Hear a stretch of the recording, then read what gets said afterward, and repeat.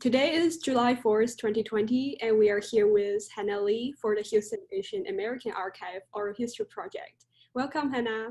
Thank you so much for agreeing to this interview with us. Thank you so much for having me. How are you doing today? Oh, it's 4th of July. It's great. I'm doing pretty well. How are you? I'm good. Awesome. I'm a little nervous, actually. This is a really, really rare and awesome opportunity for me. I feel really, really honored that you guys would choose me to interview. No problem. So I guess my first question is where and when you were born? Where and when? Okay, I was born in Seoul, South Korea in 1980, July 15th. It's actually my birthday right around the corner. Yeah. And could you describe the community you grew up in? I was born there, but I immediately moved to Indonesia. My dad was working there. And so, yeah, my dad was working in just different companies in Indonesia because they had more jobs over there. And so I hung out with a bunch of Indonesians basically growing up. And then at the age of 4 or 5, I moved to Houston, Texas. And we pretty much started out kind of living in a little bit like lower, like just basically the ghetto. And so I think I grew up with a lot of diversity. There are a lot of like Latinos and Black people around me, a few Asians and not so many white people. And so, yeah, that's kind of like my stark recollection of growing up as a newbie in America and also in Houston, Texas. Yeah, just a lot of diversity, a lot of different looking people than I was used to. So how would you describe the household you grew up in? The house, what? The household. The house code? What do you mean by that? The household, your family. Oh, household. Sorry about that. How so? Culturally, like what do your family, what do your parents do, or what language? Yeah. So my parents, they came here trying to figure out what to do career-wise. I don't think they really had any ideas, but they pretty quickly decided to go into business, and so they actually still have the business that they started out with, and it's in Harwin. And so basically growing up with them, they were working a whole lot. And they started out at the flea market, and then they eventually got their own brick and mortar, and they just basically sold clothes wholesale on Harwin. And because they weren't really around, because they were working so much, I feel like, yeah, I feel like I had to learn a lot about how to kind of fend for myself in America, this starkly different culture that I was now thrust into. I didn't really get any kind of direction from my parents. They were so busy. So I was pretty much taking care of myself. I think even food-wise, like I remember eating a lot of ramen noodles, cooking it for myself and with the other kiddos that were around me that were also like just, without their parents.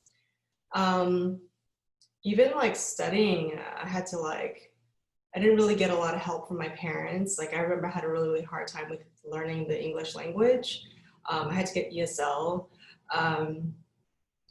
Yeah, it was pretty much like fending for myself or kind of depending on the school system to kind of help me out. But yeah, I hope that answers the question. Yeah, sure. Do you have any siblings?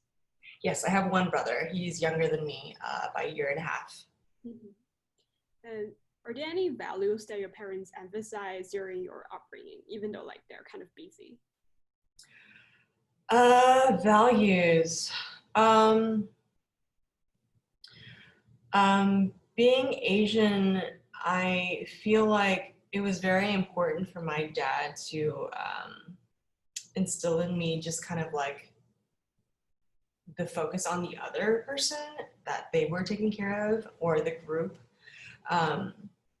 And so I felt like I was kind of like either directly or indirectly taught to kind of look out for what was needed outside of myself and meet that need and to serve that need. So yeah, and so I think that's good in some ways, but also I think it kind of hindered me in other ways, because I know that like growing up now, I feel like I've taken a lot of time making sure that my parents were okay, that my family was okay. So that kind of sometimes trumped my own ambitions or my own desires or my own tasks. Also, we grew up in the church, so and I think that my parents were both like came into the faith later on. They came into the faith basically after they came to America because my uncle was going to church and just basically introduced them to Christianity and Jesus. And so I think they eventually caught on to Christian values. And then once they really, really caught on and they really started to see the importance of it. So I grew up with a lot of Christian values, just caring for other people, loving one another, and yeah, I learned as best as I could. That's great. And so what languages do you speak at home? At home? Oh my gosh, that's a really good question. I think growing up, I'm sure you've heard this a lot from Asian Americans, but they kind of had to like, Asian Americans kind of have this dilemma growing up in America where they feel like the values that they're raised up in at home are completely opposite from the values that are like on the streets and outside at schools. So, you know, there's basically a choosing that happens, you know, and I definitely chose the values of my peers and Americans. And so, sorry, you asked me what languages do I speak. So I think that when I was younger, kind of out of rebellion, I wanted to just speak English and only English to my parents. Until my dad basically scolded me for speaking to him in English. And then there are a lot of issues with the whole English and Korean thing. I was even criticized for my writing when I was in high school because of the fact that I kind of was raised with like the Korean language. So therefore I didn't know how to like translate my writing of the English language very well. Like I wasn't able to articulate very well in writing the English language. I would write in the passive voice instead of the active voice, which is English. Passive voice, which is I guess Korean. I didn't know that. So anyways, I know that I learned both languages growing up. And I was encouraged to speak in Korean, especially since my dad and my mom both spoke to me in Korean. So I tried to speak in Korean, but I think that my will eventually won out and wanted to speak to them in English and wanted to be friends with them like my American friends were friends with their parents. But that pretty much got shut down pretty like consistently. So I eventually had to choose, or I had to decide, okay, I'm gonna have to speak to them in Korean and only in Korean. So it pretty much eventually switched back to Korean. I speak a kind of a mixed Korean and English to them. You mentioned you moved to the US when you were like 5 or 6, right? So, Four or five. I think I was about 5. Yeah. okay. So do you know what motivated your family to move to the US? My dad tells me that he just wanted a change. I think that what kind of like set it off was my dad realized that the opportunities that I was given, that I would have been given if I were to have stayed in Indonesia, weren't going to be the best. At the time, it was still a third world country, and it was all just done in Indonesian, and it was all just Indonesian. So I think my dad basically decided we have to move to a country where they're going to be afforded better opportunities. And so he decided to quit his job in Indonesia and just start fresh in a brand new country. And so, yeah, it was kind of like for us, for our education and our upbringing, but also for just a new start for him and his career. So what was the first city you came to when you came to the States? Houston. Okay. And did you remember like your first perceptions of the US? Or Oh, God. it was a long time ago. It was a long time ago. God, Or did you find anything like unexpected? Or I remember the things that I remember really, really strongly were the hard parts of being a just complete newbie, newbie to the States. And I think the first recollection I had was at school. I went to school on the first day, and I think it was like pre-K or something like that. It was really, really early on. But I remember being like, I do not speak a lick of English. I do not speak the language of all these kids. And I just remember feeling so completely powerless and kind of weak, because I was this really, really I was kind of a hyper kid. I think I really liked to talk a lot. Well, I didn't really like to talk a lot, but I remember just thinking to myself, like, I don't even have that ability to make friends, And so, yeah, it was really, really, really, really hard for me in the beginning. But yeah, like any good things, I don't really remember them. I don't remember, I don't know. I think there was this one time when I went to California for the first time. It was pretty early on. And I remember seeing some kids, and the sunny weather was amazing. And I just remember thinking it was really, really happy there.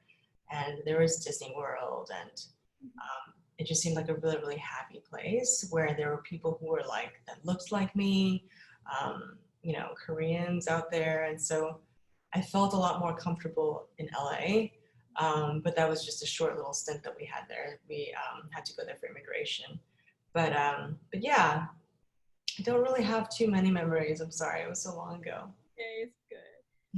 Now I'm going to move a little bit to your college life.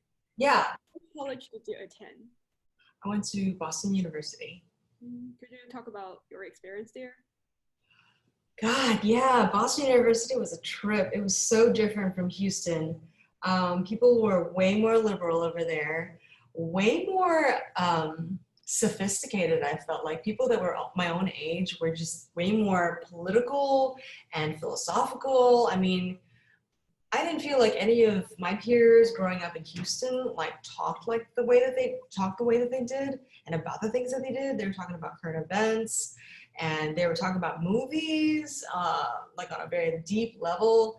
And I don't know, I just felt I don't know, I felt like a little bit behind or something.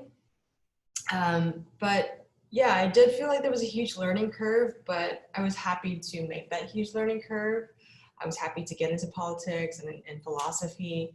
Um, it was also, Boston's a huge college town as well. And so it was also like this nice diversity over there. And so, yeah, I think I enjoyed it. Aside from the culture clash, I think it was pretty okay for me. Yeah. Why did you choose to go to college in Boston? It was pretty much the only college that accepted me, if I can just be real. Yeah. But I also wanted to get as far away from Houston as I possibly could. Mm. And what were your areas of interest during college? Did you always know you want to study art? Art history? No, I actually wanted to study communications at first, and I knew that Boston University had a really, really strong communications program. So I was pretty excited about that. And I think I partly chose Boston University because of that too. But I pretty early on learned about the kind of the dangers of media and how it was all kind of a sham. That's kind of what you hear going into college at first. And so, and this was back in 1998, so it was a long time ago as well. But I think I very early on decided to switch from communications to art history because I knew that I wanted to study that in my soul, in my gut, was something that I was going to enjoy. And so I was always drawn to the arts. That was like very, very clear to me. And I had this one class in art history in high school, and I remembered it so poignantly as being like just such a joyous time for me to like, such a joyous topic for me to study. So I decided to just go in this direction. I had no idea. I wasn't thinking about a career. I wasn't thinking about really anything. I just wanted to study something that I knew that I would enjoy. So I picked that. Could you talk about your extracurricular activities during college? Yeah. I took this one class in acting, and it was just an elective. But yeah, there was something in me that was deeply afraid because I knew that I knew that I wanted to be an actress when I was in 9th grade in high school. But for some reason, I just like decided that with a person who has this kind of a face, who's Asian, it just wasn't going to be a very lucrative career for me, not very practical for me. And you know, growing up with Asian parents, I feel like financial security was also huge. And so I just decided to forfeit it pretty early on, pretty much when I went to college. But I definitely took this elective just without even thinking about it, just because I thought it was going to be fun. And it was really interesting. It was really hard. But I felt like there are these like muscles that were just starting to come to life all of a sudden again. And it was like, I almost had to like massage and break into these muscles that were like dying to be broken into. And so I remember it just like really, really kind of struck me that I was like, there's something there that I don't really know if I like it, but it's something that like, I was like, it was just like food for thought. I was just like, And I remember thinking how hard it was, how much I like didn't like it because it was so hard. But also, I also realized that it was like a challenge that I wanted to overcome. Just like the speaking part, I didn't feel like I was a very good speaker. I still kind of don't feel like I'm a very good person. I'm not a very articulate person, but I just feel like language has so much to do with acting. How you speak this language has so much to do with acting. And so that was one of the biggest challenges that I wanted to overcome. And I was like really, really excited about overcoming. Like I needed to sound American, you know? And so, I don't know, there's something really, really nice there. And I also thought there was something that I was kind of like, it was almost something that with enough practice, it would come naturally. You know, this presentational flow of speaking this language that may or may not be the easiest thing for me. I mean, I spoke English well enough at the time, but yeah, to do it on a stage in front of people was a totally different thing. But yeah, that was one of my extracurricular activities that was cool. Okay. And do you remember your first role or your first play? Like ever? Uh-huh.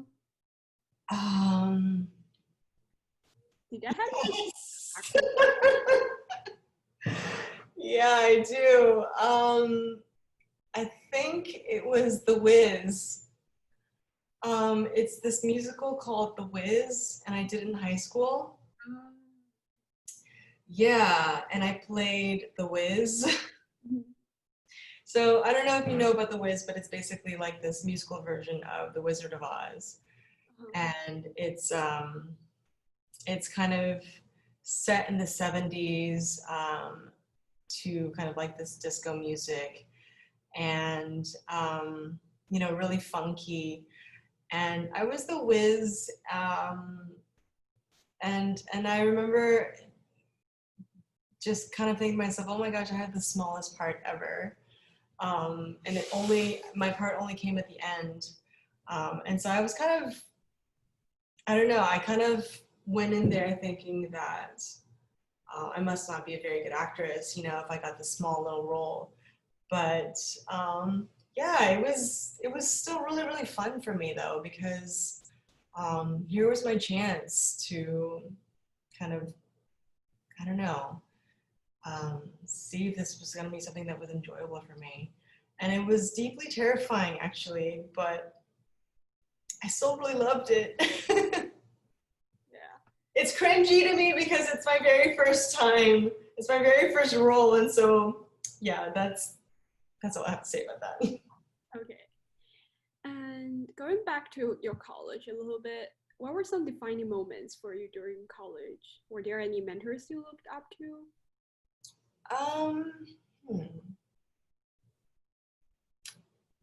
Defining moments. Yeah, that's a really interesting question. There was this guy who ended up becoming my best friend. And me growing up in Houston and pretty much just knowing a very, very conservative worldview and being raised with just Korean parents who kind of sheltered me. I guess his name was Kevin, my friend Kevin. When I met him, so he was from California and he was pretty liberal. The way that he thought was very liberal. He pretty much opened me up to this whole way of thinking where, you know, you could question pretty much everything that you are raised up in, just to kind of see, just kind of like sift through it all and see if it was something that you actually did believe in. And so Christianity definitely fell into that bucket. A lot of things, you know, just even the people that I was, you know, that I was wanting to be friends with, the kind of things that I was interested in, just different philosophies of life, different types of music, different movies. He just introduced me to a lot. I really, really enjoyed just talking to him because we would just basically walk around, just walk around on the streets, you know, just like talking about our lives and the way that why we believe in the things that we believe in. we just like philosophize about everything, you know? And I think that it was good for him as well because, well, he was cracking me open, number one, but I think it was also confirming for him some things. He was able to kind of like voice his opinions on things. And so, I don't know, he definitely influenced me a lot. And yeah, I don't really know. We're actually not friends anymore because later on I eventually came back to a reawakening of my faith. I had an experience with Jesus, and I decided that Jesus was definitely the way for me. And so then when I ended up having a conversation after the fact with my friend Kevin, he really wasn't open to that, and I still was like, I wanted to put my foot down and say, hey, yeah, this is the way and the truth and the life for me. And so kind of take it or leave it, you know, like yeah. And so I think that was the kind of deal breaker for us as friends, sadly. But yeah, he definitely, I wouldn't say that he was a mentor, but he was a friend of mine that really highly influenced me a lot. Okay. I see. So what was your first job after graduation? Oh, God. My very first job after graduation was I taught English in Korea. Oh. My dad thought that it was a good idea for me to kind of like sow my roots, dig up my roots in Korea. And so I went over there with this contract to teach English. And yeah, that was my first job. How long was that? It was supposed to be a year, but I ended up leaving after 8 months. Oh, okay. Yeah. And when did you start your acting career? That was not until I was probably 27, I think. Yeah. I was working for Samsung Engineering at the time, but somehow I found out about a gig, an audition for Joylight Club in Houston, and I auditioned and I got the main role.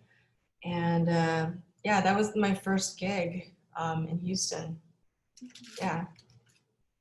So why did it take you like a pause between your like acting class in college and your later? God, yeah, no, I decided to quit acting when I went into college. Okay. Decided that it was not going to be for me. Mm-hmm. Yeah, but and then but after college, knowing that I wasn't going to do acting,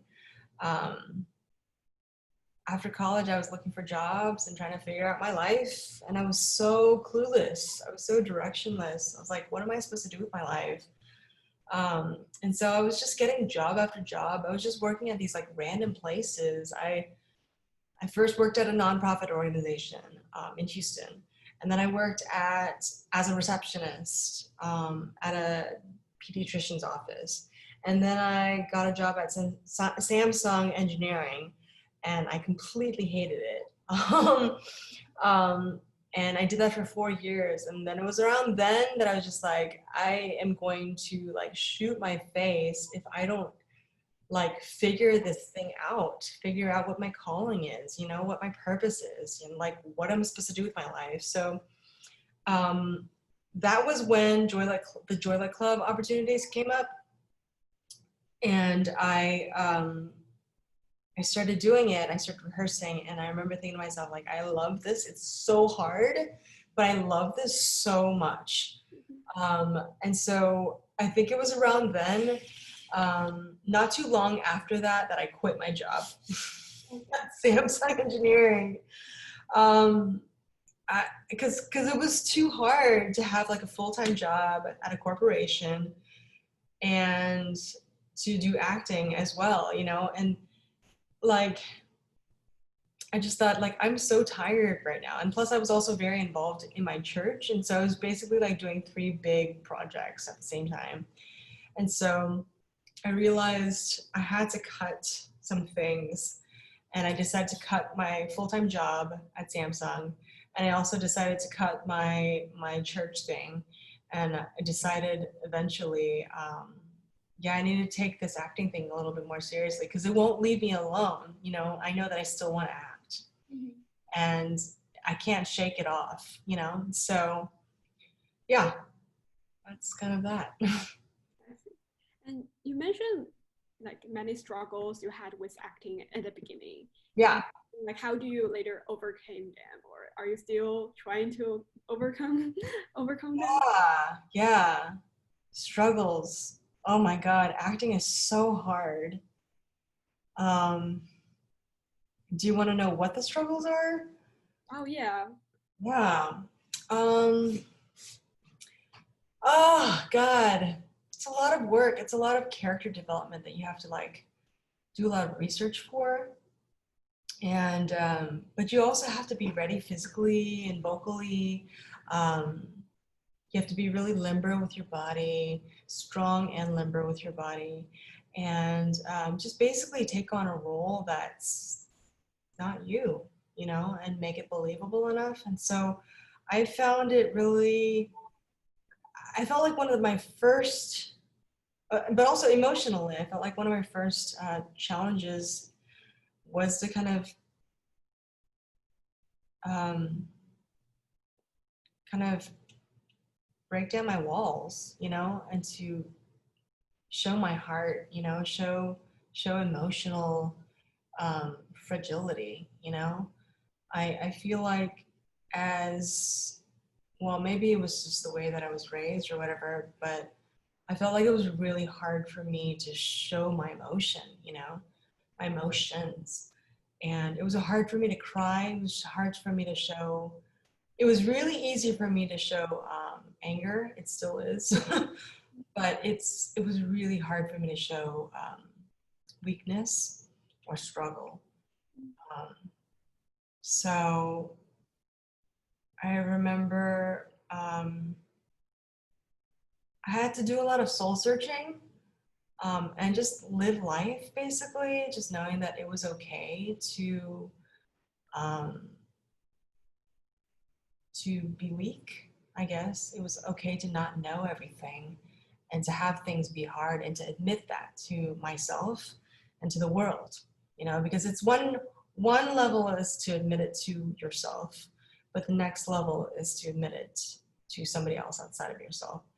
So I think that was the biggest, that was the first thing that I remember thinking like, acting is really, really hard because a lot of acting is, Oh,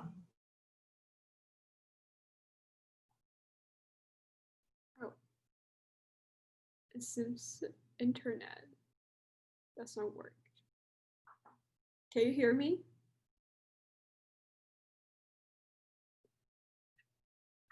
Mm, let's-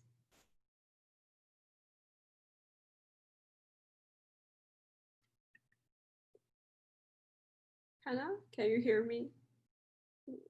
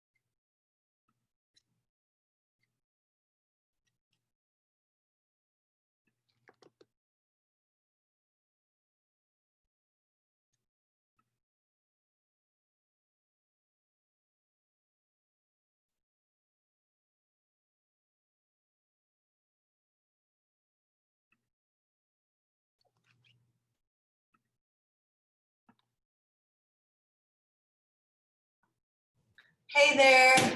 Hi. I'm so sorry. I think it's my internet. It's kind of spotty. You're good. Do you want to continue the topic? I guess you are talking about your second challenge of acting. Okay, yeah. My second challenge of acting. I think it's the character work.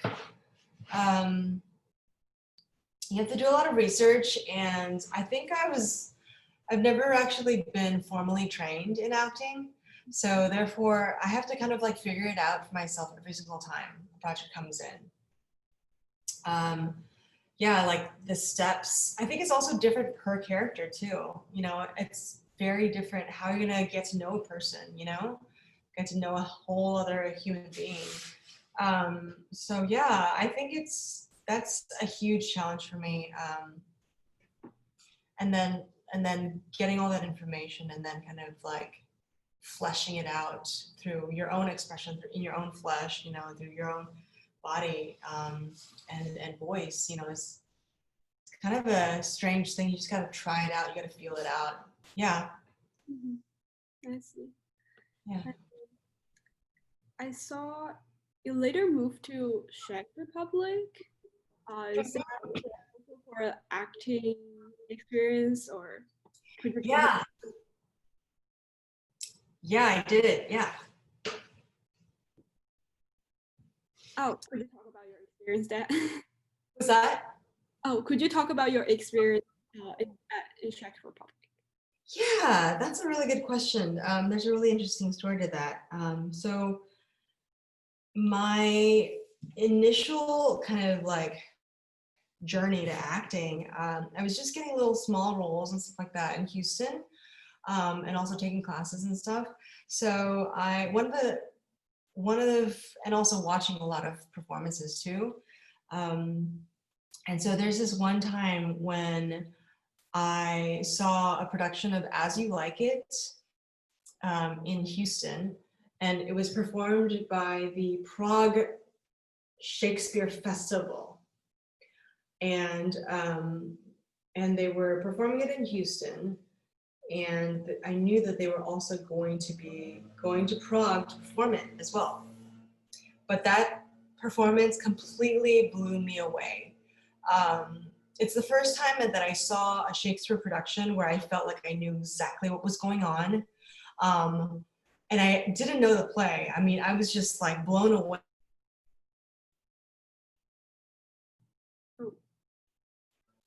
I don't know, it made me feel intelligent. It made me feel like I get this play and I was enjoying this play, you know? And it's Shakespeare, like I've never enjoyed Shakespeare before. So that was really, really exhilarating for me. So afterwards, after the play was over, I was just complimenting everybody, was just telling everybody how much they just blew me away. And then I hung out with them afterwards at a bar because they were like hanging out. And I was just telling them, oh my gosh, you guys are incredible, amazing. I love that you guys are going to Prague. I'm so jealous. And then there's this little voice inside of me that said, like, you should ask them if you can join them. You should go with them. So I was talking about it, and one of the actors was like, you should totally ask the director if you can come with. I was like, really? He was like, yeah, I think he would be okay with that. So I did, and he was thrilled about the idea of me coming to help them. He said he couldn't pay for my flight or my lodging, but come. So I was like, okay. Like I had just quit my job at Samsung, and I was helping my parents out of their business. So I didn't really have anything going on, really. I mean, I was helping my parents' business out, but that was just to do something while I was acting. So I booked my ticket and I joined them on this trip to the Czech Republic, and I was just helping them during their performances, just collecting tickets, collecting money and passing out tickets. That's it. But then that was only supposed to be a 2-week trip. But then after the 2 weeks was over, one of the actors came up to me and said, hey, are you going back home after this? And I was like, yeah. And he said, well, because there's another audition with the same company that you should totally extend your trip and try out for. So I was like, okay. So I was pretty nervous about it, but I did. I extended my trip and I auditioned and I got the part. I got a part for this tiny little part as a fairy in, what was it called? Midsummer Night's Dream. But I was so thrilled because it was a company that I was so wanting to be a part of because they blew me away. They're an amazing company. So I went ahead and I started rehearsing with them. Rehearsals started happening and all that. But then not too long after it, the show gets canceled. They said, I'm so sorry, we cannot do the show. We don't have enough money. So I'm like, great. I extended my trip for like 3 months basically. And now I have nothing to do here in this foreign country and I'm already starting to get bored. So I was like, gosh, what am I gonna do now? So I was like, I need to find a job. I just need to occupy myself with something. So I was looking for jobs and I eventually found a job at a school, an international school. And they really liked me and they said, hey, we want to hire you, but can you stay for a year? And I was like, a whole year? And they're like, yeah. And so then I was like, what am I going to do for a year? And I was just thinking about it. I was like, a whole year in Prague. So I thought to myself, like, would this actually be good? And I knew that there was a lot of films that were shot in Prague. And there's a lot of theaters in Prague. And I was like, this might be actually like the perfect idea for me to stay a year in Prague. So I went ahead and I wrote up this really long email to my parents, like just kind of explaining to them that I had thought about everything, that I had a job, a full-time job, and it was going to pay for everything. I was going to take care of myself. I was going to get a flat on my own. That Prague would be a great city for me to really try out my acting in film and in theater. And they had, I like basically made my expectations so like thorough that they couldn't refute me. That they pretty much just said, okay, yeah, it seems like you have everything figured out. So yeah, after that, I basically like went ahead and did that. I decided to stay for a whole year and I just did it. And it was awesome. I definitely got acting roles. I ended up auditioning for a really cool movie, Snowpiercer. I don't know if you know Jung Boon-ho. Have you seen Parasite? Yes. Bong Joon-ho? Yeah, he had, I didn't know him at the time, but he had a movie that was being filmed in Prague, Snowpiercer. And I auditioned for it. I didn't get the part, but I still think about that. And I just think how crazy it is for me to have auditioned for Bong Joon-ho. And I get really excited. But I got other gigs, I got other jobs, acting jobs while I was in Prague. So it was a really good thing for me. Okay. Yeah. And then you later left for the UK, right? Mm-hmm. How was the experience there? Yeah. God, yeah, that was when my parents saw that I was actually getting work in Prague.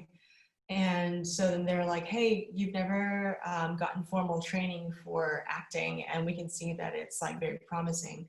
So we want to invest in you to get training. So I was like, are you serious? And they're like, yeah. So I said, well, the thing is, I cannot pay for any of it because I don't have any money. You're gonna have to pay for everything. So then they agreed to do that, and I was like, all right, fine, I'm gonna go to London. And I really wanted to study at this Meisner school, this intensive Meisner school called the Actors Temple.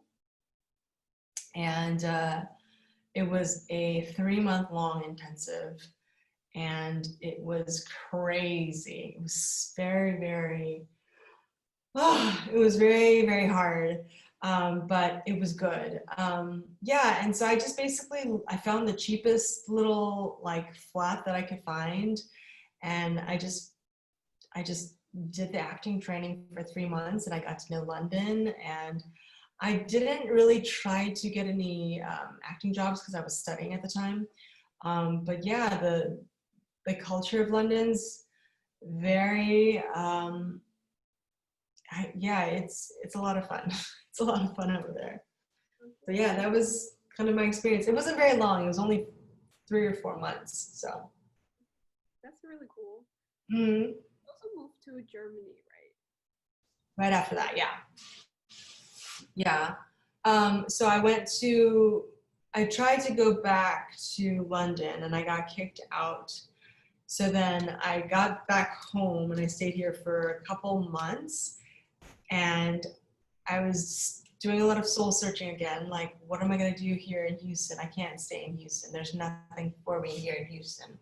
So then I was really drawn to just like the European aesthetic. I love, yeah, I love the freedom that Europeans have when it comes to art, and I also love how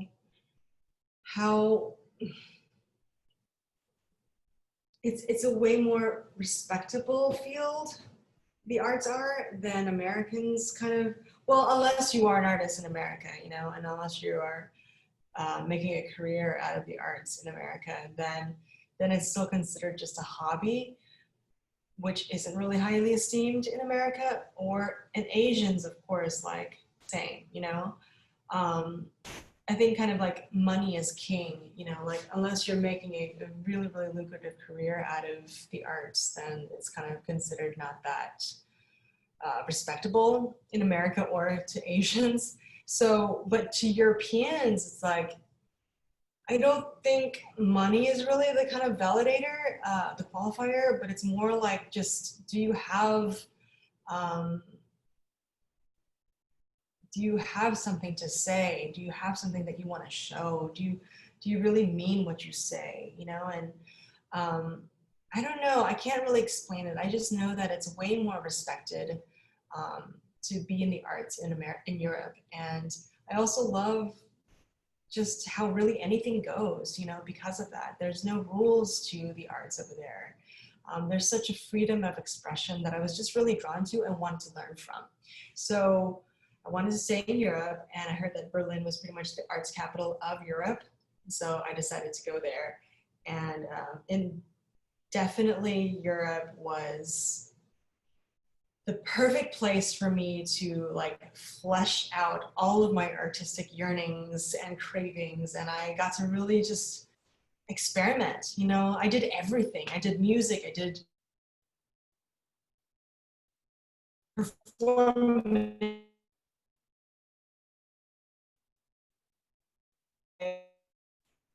I even let my like fashion sense kind of like, I made like, I really came up with a lot of ideas as to how I could open up a business like selling clothes, you know, like doing commerce, I think is also part of my artistic expression, you know, and so I got to try everything while I was in Berlin. It was great, great city, yeah. Absolutely. So much fun, yeah. So among all the different countries you've been to, what was your favorite artistic or acting experience? Artistic or acting experience out of all those countries? That's a really good question. I think,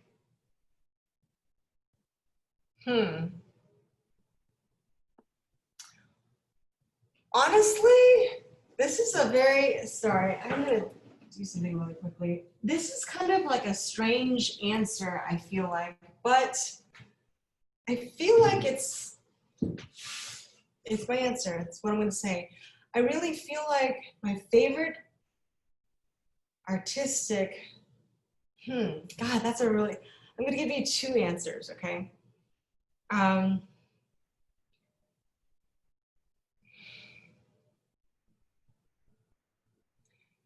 Oh God, there's so many.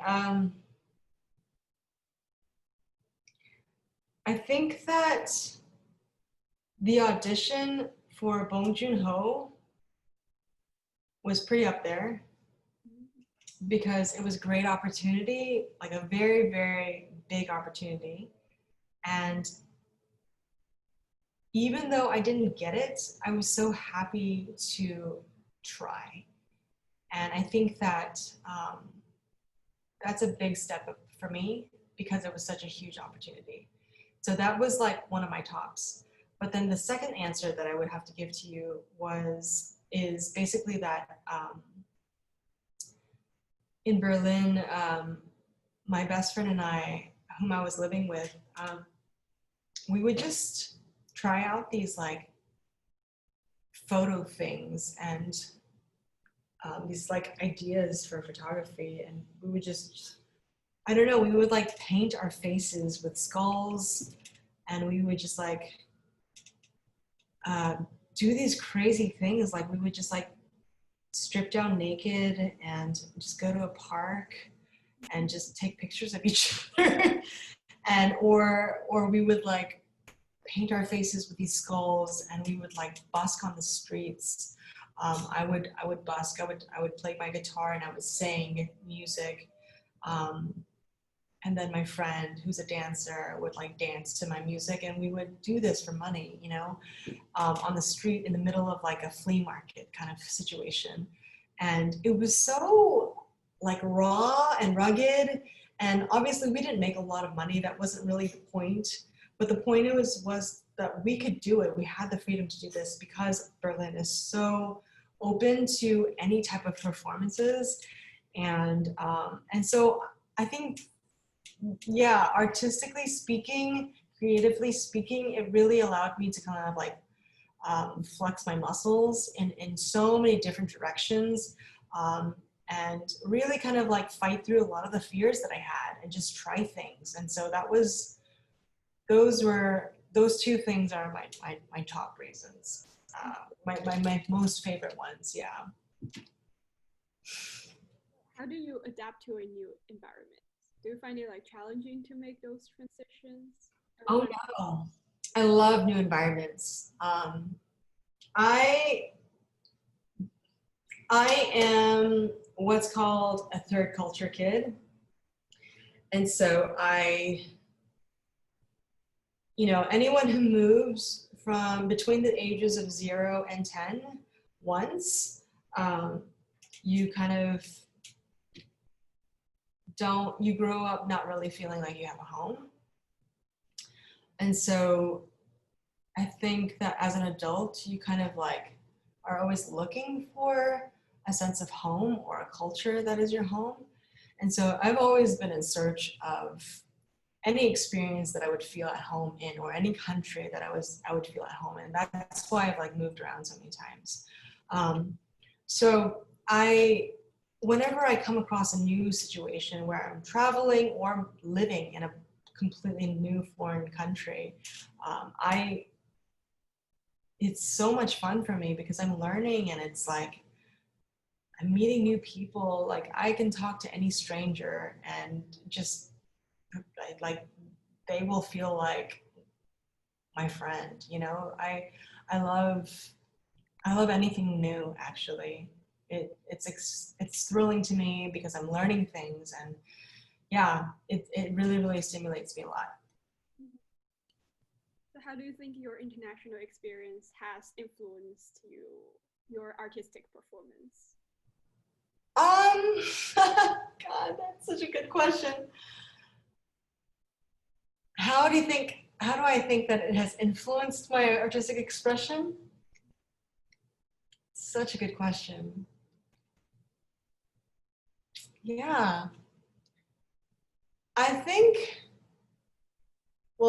number one, it's made me realize that America is definitely its own country, and there are definitely some characteristics about America that are just American. But all in all, me having traveled to so many places, like human beings are all the same. We are connected in so many more reasons than we are not, you know. And so I love the fact that we can truly everybody can understand each other if you have the open mind and the open heart to do so. And so that gives me a lot of comfortability on stage, that regardless of how weird I'm behaving or, you know, like how different my character like choices are for a particular person, people are still gonna have to accept it, because as human beings, like, you know, like you either take me in and you watch me and you listen to me, or you're turned off and you like walk out of the performance. And it's like, either way, it's up to you, you know. But I feel the freedom and the comfortability to just be however I want when I'm on that stage.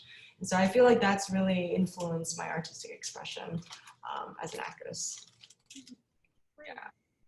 What, in your opinion, are the prospects for Asian actors in Europe versus in the US, considering you've spent time like in both places? What do I think are the prospects of Asian actors in Europe as opposed to the US?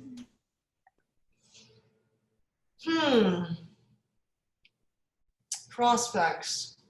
What do you mean by that? Can you explain that question to me? Oh yeah, so I mean, how do you see like the role or the future of Asian actors in these two different places? You'll find like a... Good question. Yeah. Well, I think that this particular time is really special for Asian actors and performers, because there's just like this new openness that's just begun from Crazy Rich Asians and the huge success that it's had. I think that people are starting to realize, yeah, oh, snap, like Asian Americans have not gotten any representation at all. And that is not okay, you know, that is not good for the world, really. And so I think that even in Europe, they're starting to realize that. And so, yeah, it's actually happening all throughout the world. So hopefully I know that I still have opportunities in Europe. Well, I feel like I have more opportunities in Europe now that that's happened, and also in America now that that's happened. But obviously during the COVID-19 quarantine, things have every industry has come to a halt, or just hopefully a very, very short temporary break. But yeah, right before the quarantine happened, yeah, I found that even the agencies in Europe were wanting to see more Asians in commercials and in TV shows, and in America, there's a whole lot more opportunities opening up. So yeah, either or, whichever country you want to go to, whichever region of the world you want to go to, I think it's going to be good from this point on. Yeah. You just have to decide where you want to get settled, where you want your home base to be. But I will have to say that in Europe, and granted, every place still has their own like prejudices and preferences. We're still moving up with baby steps, you know, all of us. But yeah, I think that as an artist, as a performing artist, you will definitely have a lot more freedom in Europe than in America. I feel like America, most of the work that you will be given has to do with whether or not you're gonna whether or not the company that's hiring you is going to make a lot of money.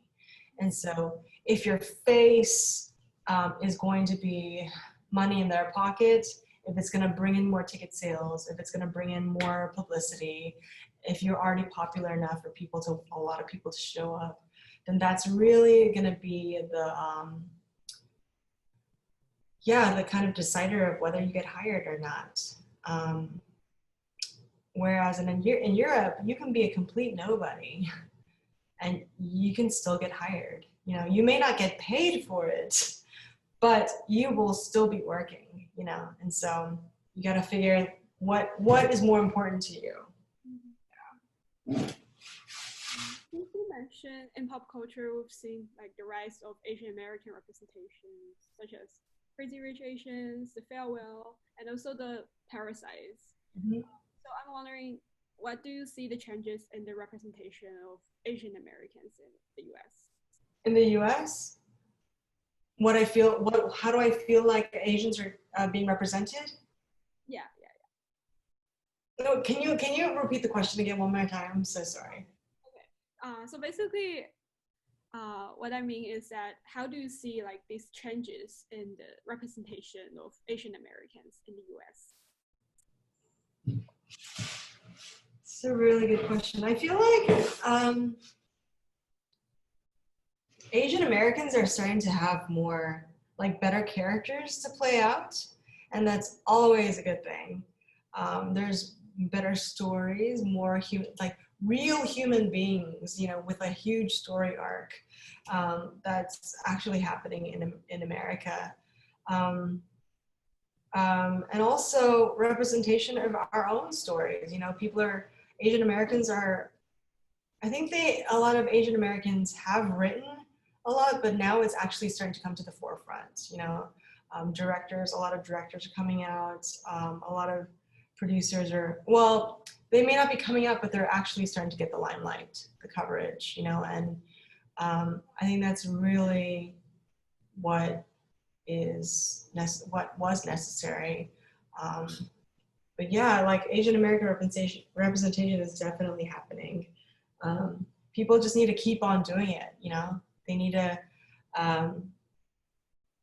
write more stories themselves. Asian Americans need to direct more things, you know, produce more things, produce their own stories. No one's gonna do it, no white person's gonna do it for you, you know?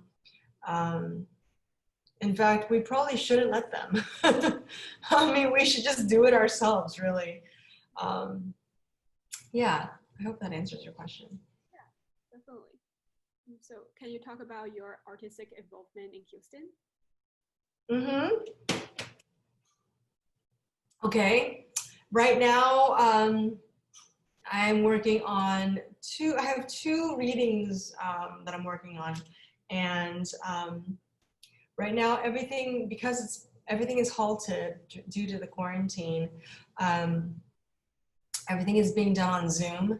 Even theater productions are being done on Zoom, which is kind of odd, but whatever, that's the way it's going to happen. And yeah, so I'm involved in these two readings. One is at the Rec Room, with the Rec Room, and it's a play that's not yet finished, but it will eventually be finished for us to read it and record it, and then present it to the world, whoever has the link. And then the other one is happening very soon. It's with the same playwright that I did my last piece with, called Peaches, and the playwright's name is Sujin Lee. And she invited me after the reading of Peaches. She said that she really liked my work and she wanted me to do a cold reading of her next project, which is also not yet finished, but it will soon be finished. By the time, it may be already finished by now. But yeah, it's very exciting to still be working and to still be like neither one of these projects I had to audition for. You know, I'm just basically chosen as somebody that they wanted, which is really, really thrilling to see like some changes happening in my career. But yeah, those are the two things that I'm working on right now. Yeah. That's great. And I see that you are currently carrying on 3 jobs: as an actress, managing a clothing business online, also as an aesthetician. I'm wondering like, how difficult it is for you to balance your life with multiple functions. Oh my gosh. Does it limit your acting roles to only those available locally? Okay, so one of my dreams, I guess one of the things that I really, really wanted to establish for myself was a freelance career. because as an Asian American actress, I have to keep myself flexible. In case I have to go on a plane and travel somewhere for a job, or you know, audition in Austin or something, or yeah, while still making money here in Houston, which is where I live. So that's the reason why I have so many jobs. I have my biggest and most important job is acting, of course. And that means I have to stay flexible to do these, like traveling and to travel and to work elsewhere if I need to. But then I need to make money. So my other two jobs are just to make money, like on a very consistent basis. And so the esthetician job I just got recently, and that is literally twice a week. Right now it's been kind of like now once a week, you know? And I like it because I get to do something that I enjoy that has nothing to do with acting. And it's giving facial massages and bodily massages to my clients. And then I could also tell my boss if I need to audition or go somewhere that week. As long as I tell her in advance, she's cool with me just kind of skipping a week. And so my third job is working for my parents, and I help manage their website, and I sell clothes for them on their website, and I just take photos of the merchandise, and I do their social media marketing and whatnot. And that pretty much I can do whenever I want, you know, because I do it at my house. So yeah, it's all pretty much an open schedule. I do feel like things can feel a little bit schizophrenic, but I'm like busy all the time, which is great for me. Because that's how I prefer it. I love staying busy, and I love have something different to do. Yeah, every day is definitely different. Yeah. Right now during quarantine, it's perfect because yeah, like we're kind of slowing down a little bit. So my other jobs can kind of take preference for now. But yeah, when quarantine is over, maybe things will start to get a little bit too much, but I'm sure I'll figure something out. Yeah. That's great. So, what was your favorite role that you played? How did you land in that job?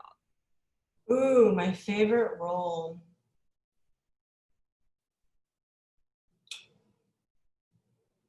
I think my favorite role was Caught.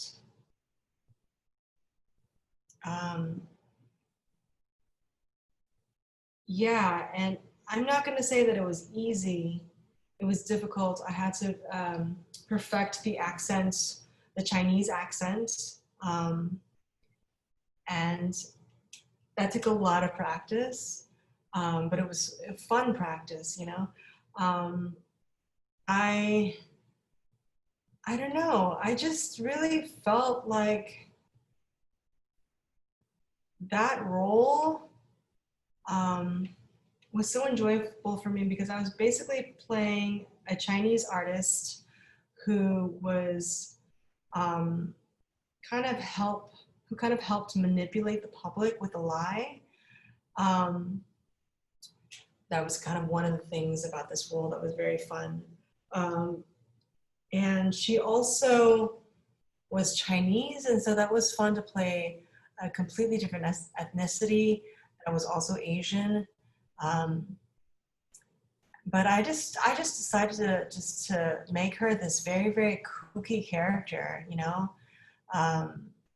This character that was kind of like wily, you know, and just, she had something up her sleeve, but you didn't know until later on. And the whole entire play, like basically like blows up in your face. The whole audience like discovers later on this whole big secret that comes out at the end. And it was so much fun. The play was so beautifully written. And yeah, and it was really fun to play this kind of like eccentric, wily character that, yeah, as weird as can be, I like playing weird characters. yeah, and I felt really like this character was my own. Like I wanted to, like no one was pushing me to play her a certain way. It was pretty much my own idea, like my own vision of how I saw her, and and I just kind of had a lot of fun fleshing her out to the fullest. Yeah, so that was why that's my favorite one. I heard that show is like about like Chinese protest art and things like that. I'm like, how does your role deals with Asian American identity and also Chinese protest art? Say that. Can you just like, do you think we take a bathroom break? Oh, sure. You Okay. can. I'll be right back, but then I might need you to ask me that question one more time. Okay, no problem.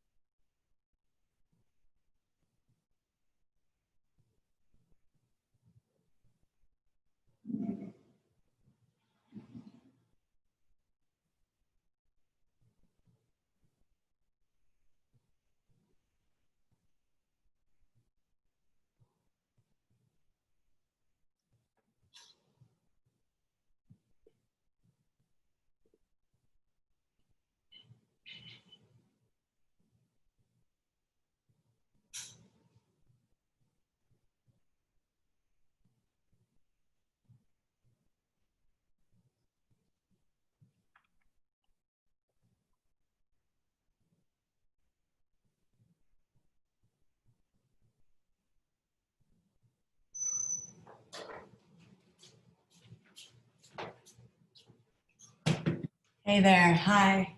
I know it's a long interview. What's that? I'm sorry. I know it's a long interview. Oh, it's okay. Uh, okay. So shall we continue? Yes.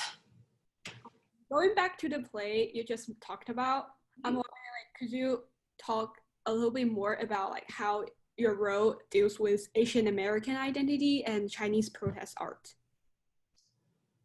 Oh God. How did my role influence Asian American identity? I mean, deal with or like. Deal with Asian American identity? Hmm.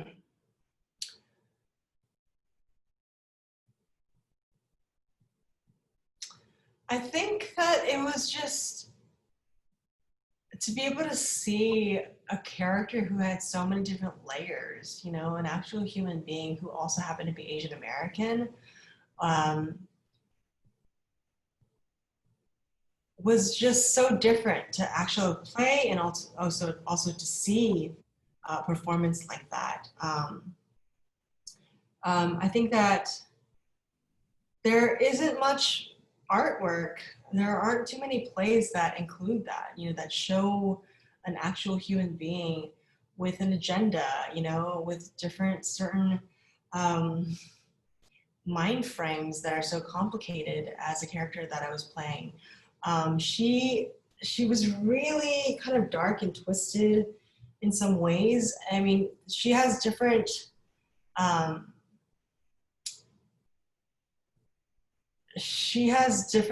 things that the public sees. First, you see her coming in as an artist who, and this is all a ruse, you know, she's basically just trying to dupe the public, you know, and into believing a certain thing. And I feel like later on you realize that she's actually an Asian American artist, and she wasn't like just a Chinese artist, you know, a Chinese artist that she comes into the play making you believe. So the audience definitely feels duped. And so, but it is an Asian person, regardless of whether you're Asian or just Asian American. Yeah, you really get to see a real human being with so many different layers, and you really get to see the difference between, hey, yeah, there is a difference between an Asian who's Asian, and also just Asian American. Sorry, that's a really difficult question to answer. Yeah, I just really felt like it was a joy to play a human being who had so many different layers, and who had a huge role in a play. Yeah. Let me change the question. What does your role say about Chinese protest art, do you think, or the whole play? What does my role have to say about Chinese protest art? How is connected to Chinese protest arts based on your own understanding? Yeah.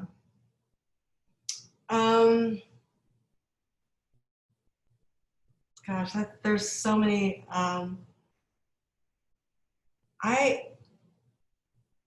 don't know. I feel like, so the artist that played opposite me was really the one that did the protest art. And so he was the one that made this piece that he called art.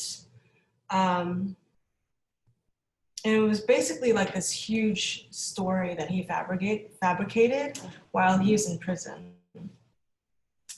And he ended up making up this whole experience that he had while he was in prison.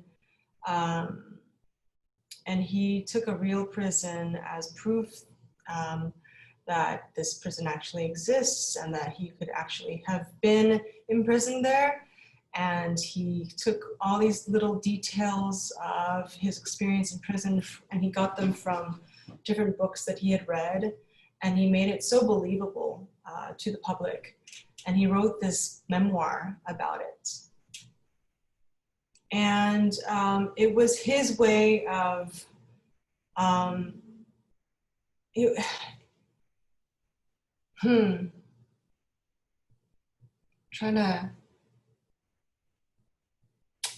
trying to piece this together, but it was his way of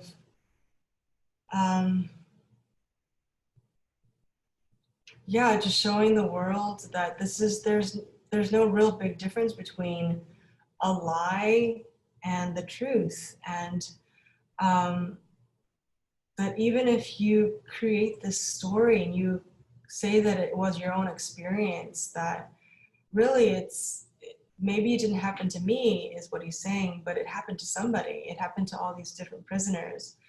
And so it was his kind of statement to the world that these things do happen, you know, But I think that what was so controversial about that was that it didn't happen. It was a complete farce. And that's why he was kind of nullified. His voice didn't really matter because he lied about the story. But I think that my character was cool about that, because even as the person that didn't write the story, I was still his accomplice in getting the story out to the world. And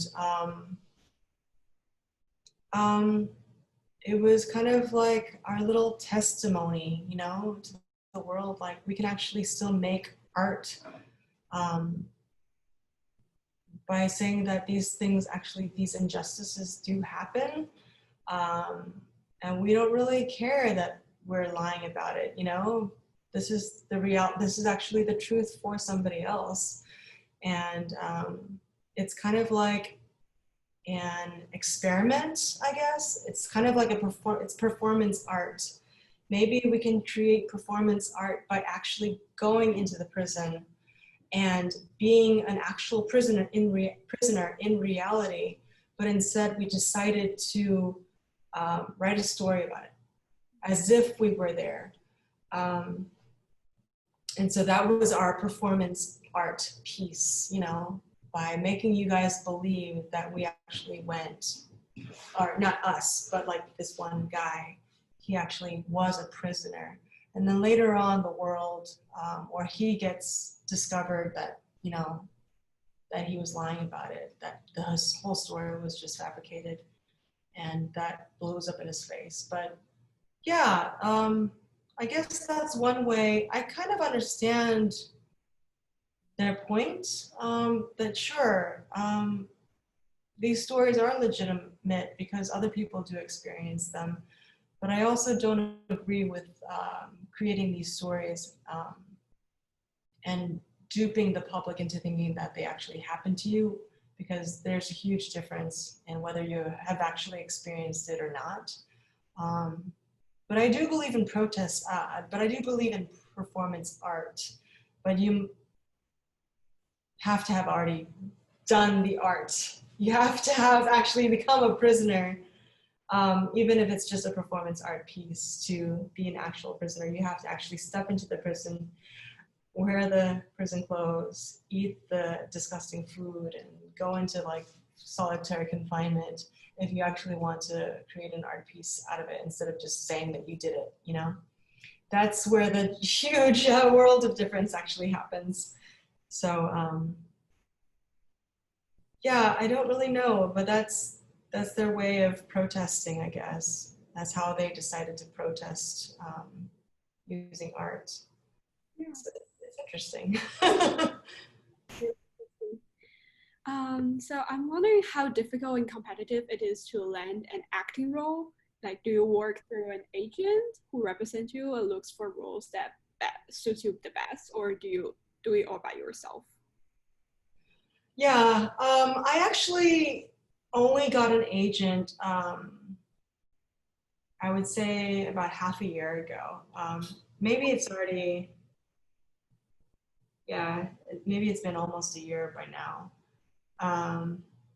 No, it's not quite a year, but yeah, I don't really have a lot of experience with an agency in America, but I had an experience. I still have this agency in Europe actually, and I mean, honestly, at this point in my career, I feel like I really just want to work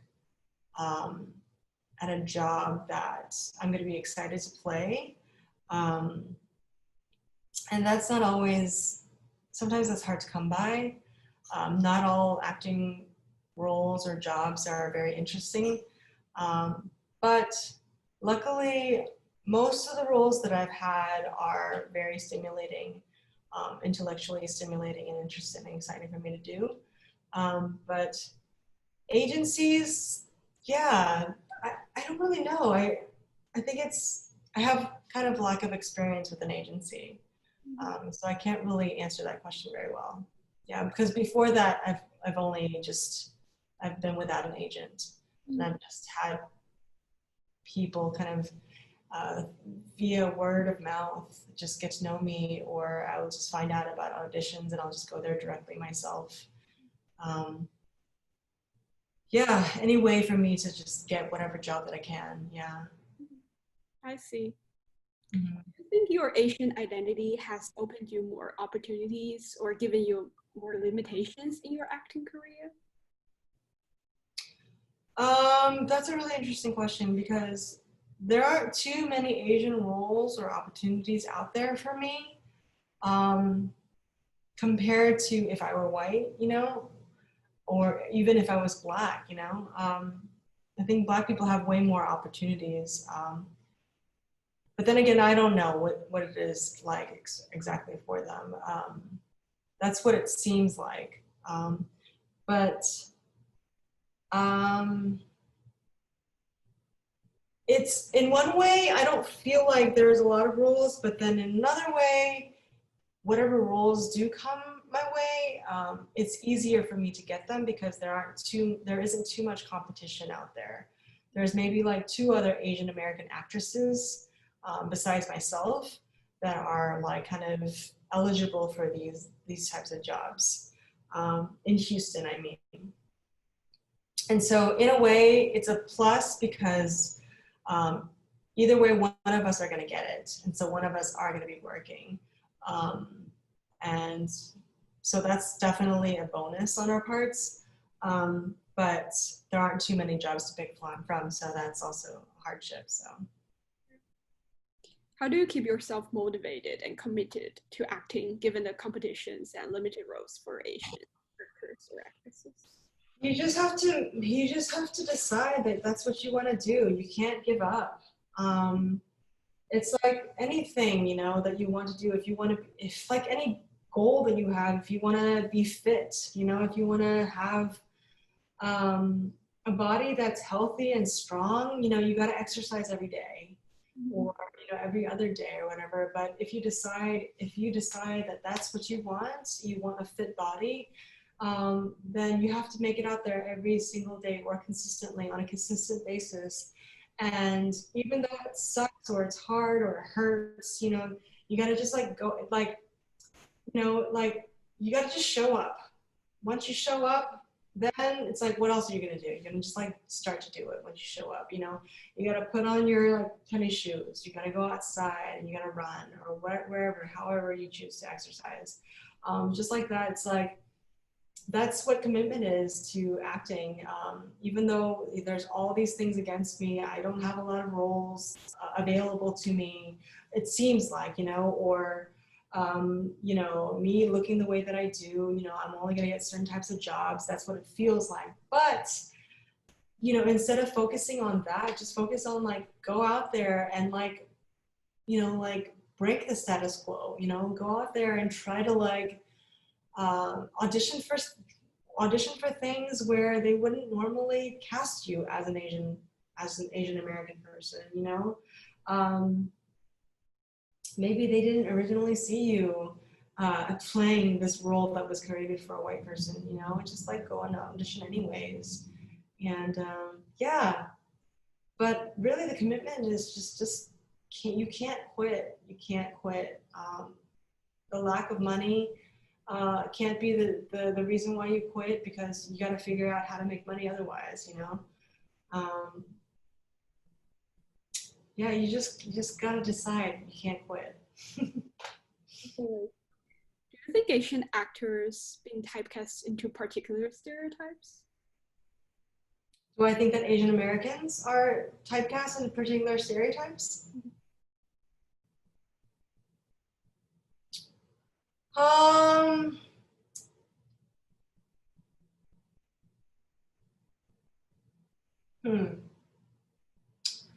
I don't think that there is enough representation for me to make that call yet.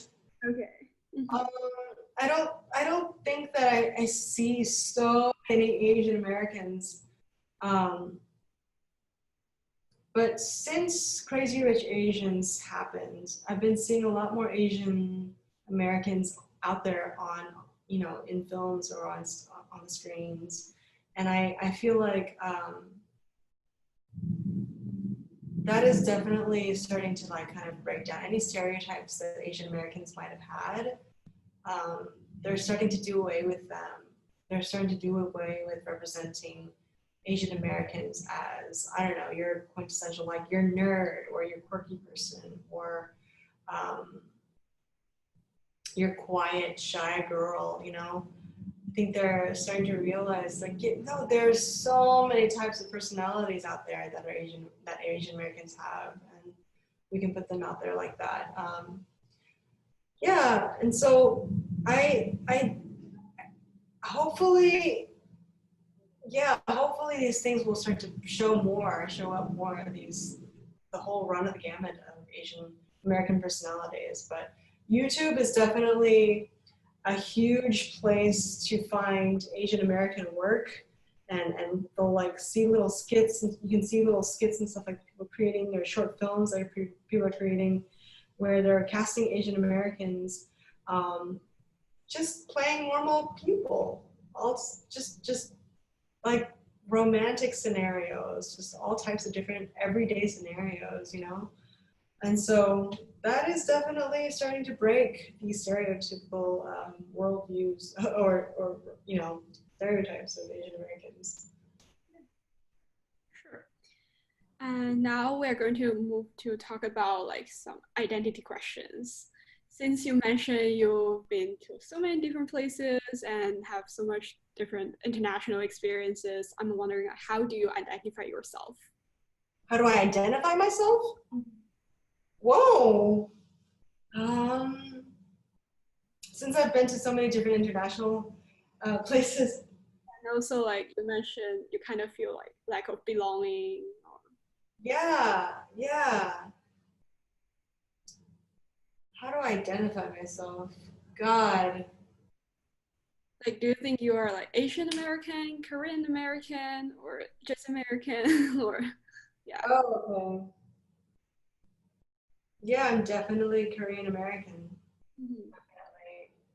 Yeah, I think that, and Asian American. I mean, yeah, Korean American, Asian American. That's how I identify myself. I don't think that I'm one without the other. I don't think that I'm Korean without also being American, you know, because when I go to Korea, and I went there not too long ago for a short film, it was difficult for me to kind of like speak Korean in this role because of my accent, because my accent is Americanized. And so I had to train my Korean speaking very, very well. So I know that I'm not exactly Korean according to them. I'm very American according to the Korean people. And in America, I don't feel entirely American either. You know, I've never really identified. I've never really felt that comfortable or at home being here in this country. You know, I felt most at home in Europe actually. Yeah, and the reason is because the fact that they're really okay with talking about what makes different types of people different. Like Italians are Italian because of this. Spanish people are Spanish because of this. Greek people are Greek because of this. So they're really keen on pointing out the differences and what distinguishes one people group from another, whereas Americans kind of think that everybody's the same. Oh, we're all American. Well, you know, we all eat, you know, like French fries, and, you know, like we all eat American food. It's like, or I don't know, there's nothing to really say, well, we are American because of this. You got to get deeper. You got to get into like, well, I'm not just, you know, everybody's an outsider in America, you know, even if you've been here for generations and generations, somewhere in your history, you can trace down a past, a people group that just is completely different from Americans. And so I'm always really enthusiastic about figuring out where people come from, you know, where people have been, like way back in the day came from, where their roots are, because it's definitely not American. America is such a young country. And so how I identify myself, I guess it's Korean American, but yeah, that's a very, very simplistic way of kind of identifying myself, I guess. How do you think your international experience has impacted your process of identity formation? Yeah, definitely. Yeah, and Europe is what changed it. Okay. Yeah, just this openness to be able to be proud of talking about what differentiates me and what differentiates other people. You know, I don't take the status quo of like, oh, I'm American as like good enough.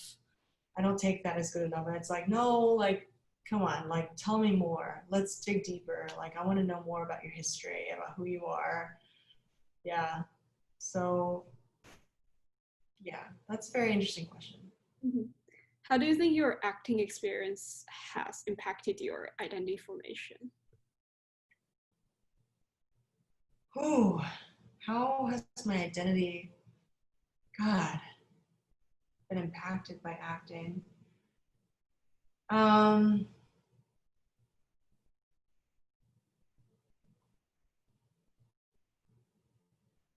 you mean my identity as an Asian American, Mm, or just my sense of self?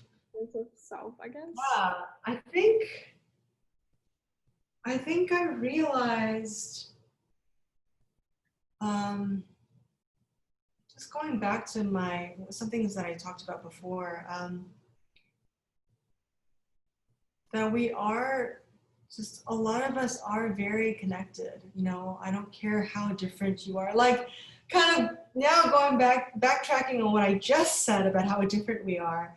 Um, I like talking about differences because that discloses things that make you special, things that kind of like, things that I don't know about. You know, I want to know about things that I don't, that aren't me. If I talk to somebody, I want to know about things that are different from me and him or her.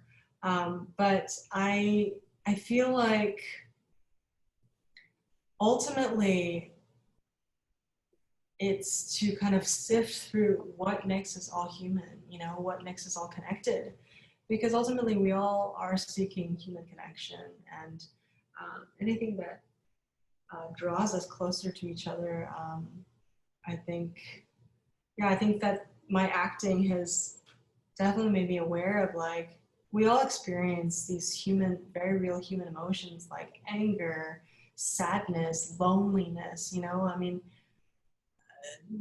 and joy, you know, we all experience these things, and so we can have compassion on each other, uh, for each other when we see something like this on stage.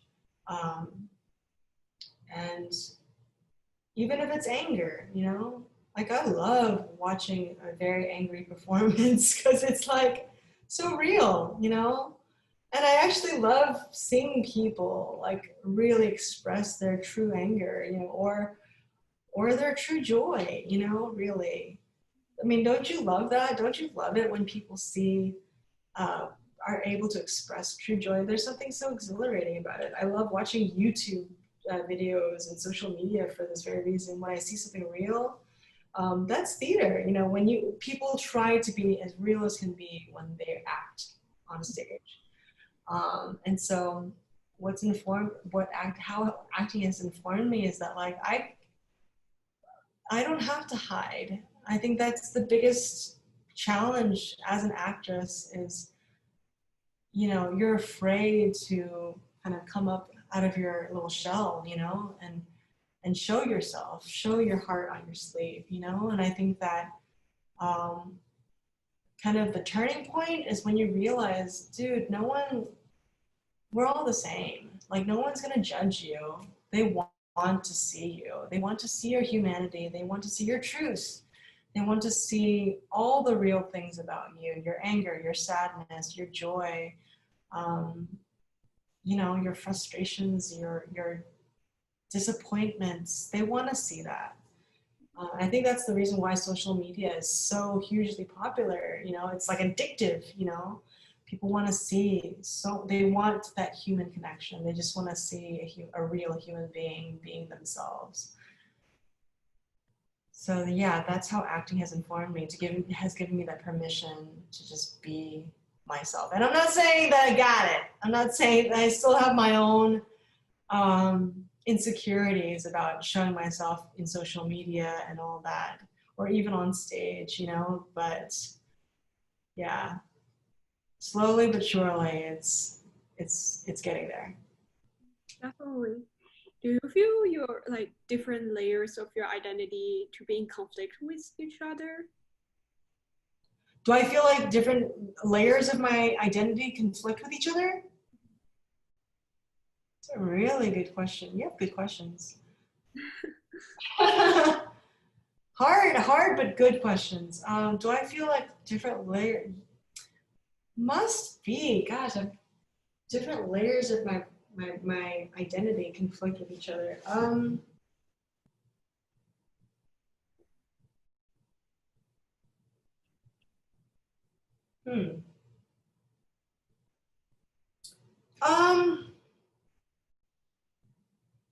God. I think that when I was younger, there were way bigger conflicts. But now that I'm older, I think the conflicts are getting less and less.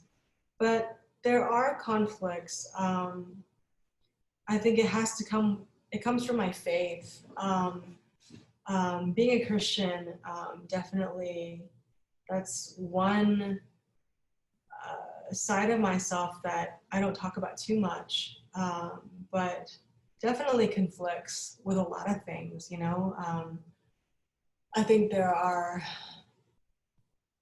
certain things that I'm encouraged not to do as a believer in as a Christian. And also just like moral codes, you know, just certain things that my parents instilled in me. But I think that, yes, the answer is yes. How do you try to resolve those conflicts? Like through acting or? I resolve them with a lot of grace. I tell myself, you know what? You're human. You're gonna make mistakes. You're gonna fall. You're gonna be a hypocrite. You know, sometimes you're gonna have one foot in one ideology, and the other foot, your actual behavior is gonna be a totally different way. You're gonna be a walking contradiction a lot of the times. Like, give yourself grace. Like, give yourself permission to sometimes be this conflicting person, you know, and yeah, just forgive yourself, give yourself grace, yeah, because you're not perfect and you're never going to be perfect, and nobody else is, so it's all right. How would you describe the Asian American community in Houston? In what ways do you get involved? Huh.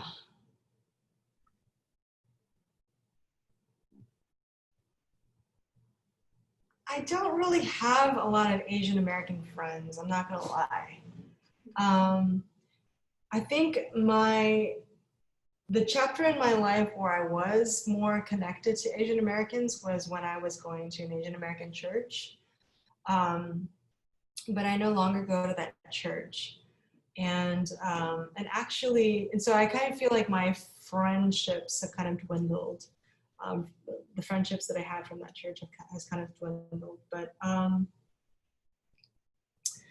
yeah, I wish there was more of an avenue for me. I feel like the Asian Americans that I do stay close to are the ones who are performers who are also Asian Americans, and I just feel like those people are so golden, just because whenever I see them, I'm just like, my family, my friend, you know, there's just like this instant kinship. There's this like depth of connection that is just like, oh, we're both Asians, like, ah! Just so much excitement, you know, because it's so rare to find an Asian American who's also a performer.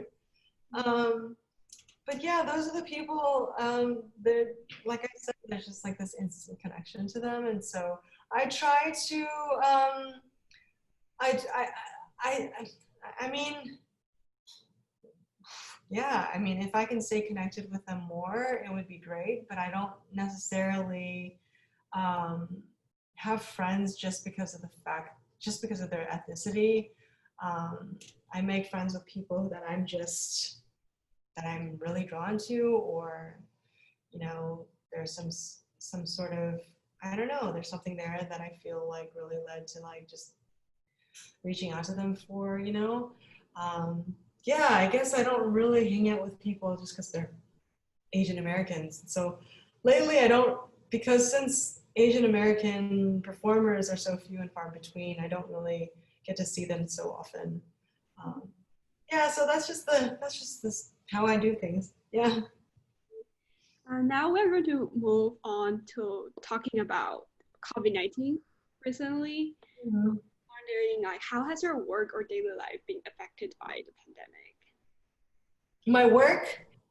Or daily life? Yeah, a lot of staying at home and working from home. But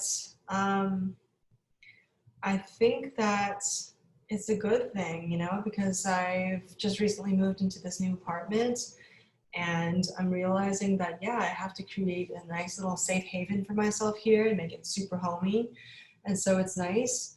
But yeah, the pandemic is, yeah, my daily life is just trying to keep myself sane and safe, you know, by being here at home by myself and trying to hang out with people and still have Zoom meetings and whatnot, or hang out with people at the park, you know, so I can still maintain my friendships with them.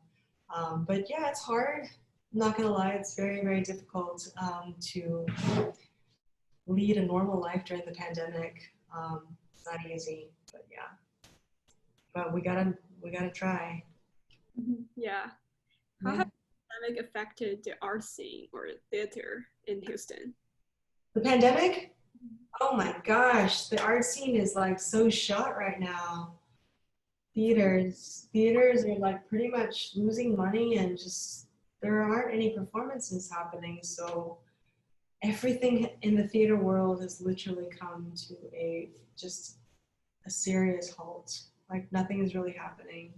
And even like films have stopped being shot, and things on Netflix have just become like canceled and stuff like that. So yeah, it's a real tragedy that we're facing right now, but hopefully things will start to change, but we don't know exactly when. Yeah. So with the uncertainty of COVID-19, what's your view of the future of theater industry? Do you think it will be online or? God, I hope not. You can't do theater online. You just can't. I mean, you can because it's actually happening right now, but it's just so not the same. You know, like theater, the whole beauty, the magic of theater is seeing a real flesh and blood human being in front of you performing. You know, you have to be able to see them right in front of you and smell them and just hear their voice, you know, not through a screen. So the future of theater, God, I have no idea, but hopefully all this stuff will be squared away very, very soon so that we can get this theater life going back, you know, just kicking back up again. Yeah. How do you think the COVID-19 and also the recent protests against racial injustice have impacted Asian American communities? Like, has the COVID-19, has this like events changed your perspective about the future of Asian Americans? Because of the COVID-19? And also Recent protests, the BLM protests. And also the racial protests. I think that there is a true awakening of Asian Americans to be able to step up and support their African American brothers and sisters, and just to be like, hey, yeah, we're also people of color and we're here for you. I feel like that is hopefully starting to happen amongst a lot of Asian Americans. I do see from the coverage, the news coverage or the social media coverage that I've seen online, I do see that happening. But they need to be more vocal. I think I need to be more vocal, you know, and to step up and be like, hey, yeah, I do support Black people, and I do support the rights of Black people, and all these injustices that are happening, like they are not okay. They cannot keep on happening. We have to really stand up and support them. And so yeah, during the pandemic, this is the perfect time to do it. We're all like stuck at home and we all are in need of human connection. We're craving it, you know? And so like any way that you can just maintain your friendships and your alliances with people of color and Black people too, it's just like in particular, it's like, it's gonna be, you know, it's such a chaotic time for during the Black Lives Matter movement, that people just, any way that we can instill like an environment of peace and be peacemakers to these people is going to be a testament to the world, you know, like, hey, we're all banding together in support of one another. Let's all, you know, like, I hope it inspires you to do the same. Yeah, the final two questions. What are the future goals for your career and what's in your personal life? My what? My future goals? For your career and your personal life. God, my personal goals. In my career, dude, I want to be out there on the Hollywood screen. I want to be on the silver screen and be the face that the whole world sees, you know? And I want to be an outstanding actress, you know? And I love the theater to no end, and I still wish to continue to do that. But, you know, theater doesn't really pay very much. And I love art for art's sake, but I also need to like make a living. I want to kill it in life. I don't want to just live frugally all the time, you know?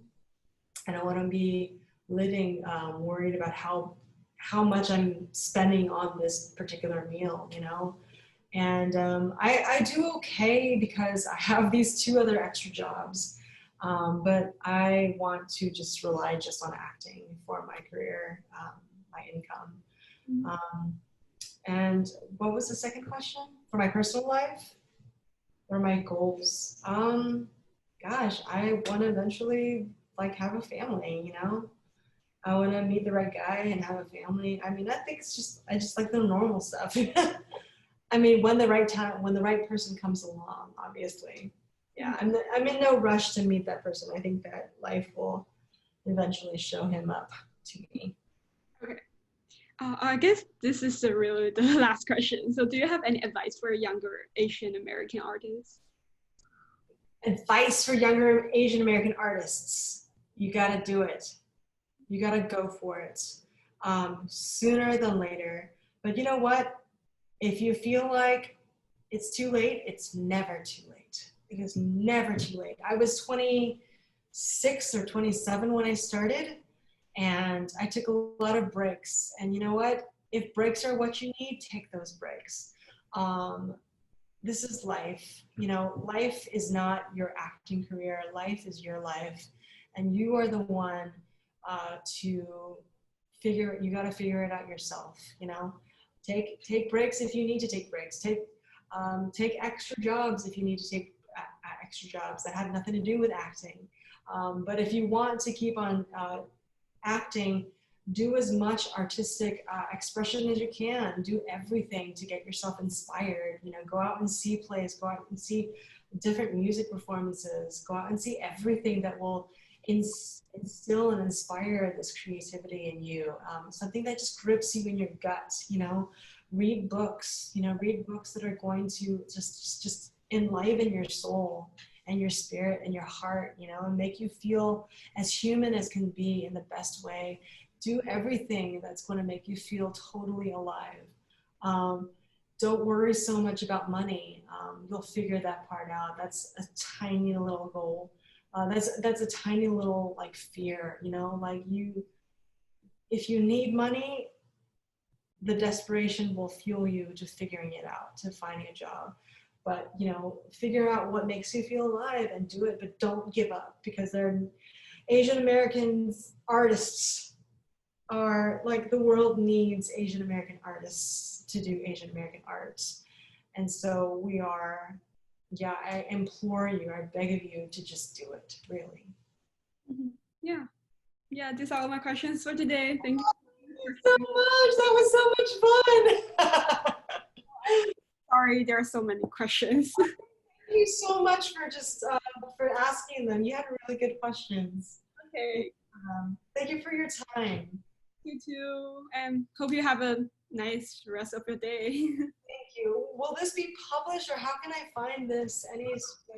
We'll transcribe the interview and later, along with the video, and later we'll send back the transcript for you to review. So yeah. Awesome. Yeah, Awesome. and then it will be published. Awesome. Thank you so much, Kelly. Well, you have a blessed day. You too. Bye.